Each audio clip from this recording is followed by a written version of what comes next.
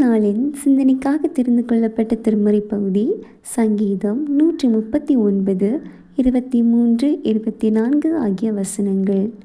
இந்த வசனங்களில் சங்கீதக்காரனாகிய தாவீது இவ்விதமாக ஜெபிக்கிறார்: தேவனே, என்னை ஆராய்ந்து என் இருதயத்தை அறிந்து கொள்ளும். என்னை சோதித்து என் சிந்தனைகளை அறிந்து கொள்ளும். வேதனை உண்டாக்கும் வழி என்னிடத்தில் உண்டோ என்று பார்த்து நித்திய வழியிலே என்னை நடத்தும் என்று இறைவன் கரத்தில் தன்னை அர்ப்பணித்து வேண்டுதல் செய்கின்றார். அன்பானவர்களே, நம்முடைய வாழ்க்கையிலும் கூட எத்தனையோ முறை நமது பேச்சினாலும் செய்கைகளினாலும் பிறரை நாம் காயப்படுத்தி கொண்டிருக்கின்றோம் அல்லவா?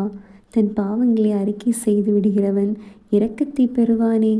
ஆகவே இறை சமூகத்திலே நம்மை அறிக்கை செய்வோம், நம்முடைய பாவங்களை நாம் அறிக்கை செய்வோம் என்றால் நிச்சயமாக நாமும் இரட்சிப்பின் அனுபவத்தை பெற்று வாழ முடியும்.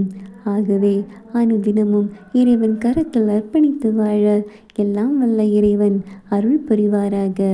ஆமீன்.